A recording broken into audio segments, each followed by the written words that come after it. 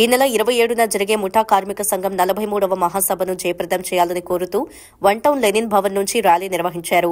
ఈ ర్యాలీకి సిపిఐ నగర కార్యదర్శి జి కోటేశ్వరరావు, ముఠా కార్మిక సంఘం నాయకులు వియ్యపు నాగేశ్వరరావు, ఎం సాంబశివరావు నేతృత్వం వహించారు. ఈ సందర్భంగా వారు మాట్లాడుతూ ముఠా కార్మికుల సమస్యల పట్ల ప్రభుత్వం నిర్లక్ష్యంగా వ్యవహరిస్తోందన్నారు.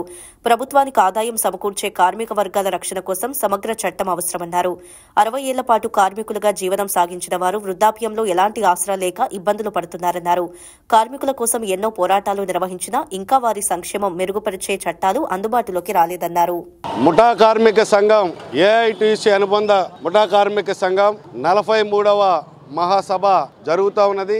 ఈ కార్మిక సంఘం ప్రప్రథమంగా విజయవాడ నగరంలో ప్రప్రథంగా ఏర్పడినటువంటి అసంఘటిత కార్మిక రంగంలో ముఠా కార్మికులందరినీ కూడా సమీకృతులు చేసి ముఠా కార్మిక సంఘం ఏర్పాటు చేయడంలో ఆనాడు అమావాస్యరాజు గారు, మాజీ శాసనసభ్యులు ఉప్పలపాటి రామచంద్రరాజు గారుల యొక్క కృషితోటి ఈ రోజున విజయవాడ నగరంలో ముఠా కార్మికులకి అనేక రకాలైనటువంటి హక్కుల్ని సాధించబడటం జరిగింది.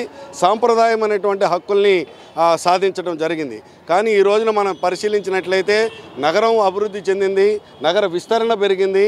అనేక సంవత్సరాలుగా దశాబ్దాలుగా పనిచేస్తున్నటువంటి కొట్ల యజమాని దగ్గర పనిచేస్తున్నటువంటి ముఠా కార్మికుడు ఈ రోజున ట్రాఫిక్ పెరిగిందనేటటువంటి దీనితోటి నగర విస్తరణ చివరికి వెళ్ళిపోయేటటువంటి యజమాని వెళ్తే ఆ యజమానితోటి కార్మికుడు కూడా తీసుకువెళ్ళలేనటువంటి పరిస్థితిలో ఈరోజు ఉన్నది.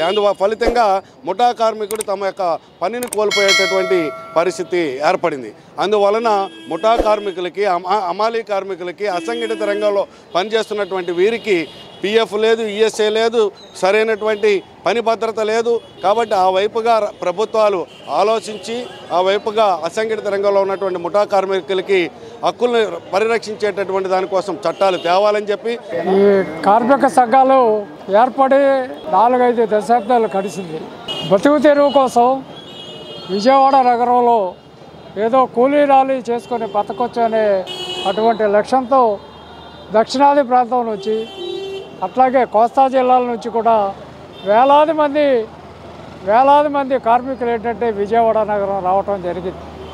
ఈ విజయవాడ నగరంలో ప్రతి కార్మికుడు కూడా ఏదో ఒక కొట్లో పని చేయడం ఇవన్నీ కూడా జరుగుతూ ఉన్నాయి.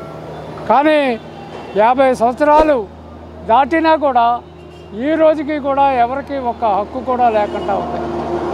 ఎవరికి ఎటువంటి హక్కులు ఇవ్వాల. మనం పోట్లాడినా కూడా అది అట్లాగే ఉందే తప్పితే ఎక్కడో ఇచ్చినటువంటి పరిస్థితి లేదు.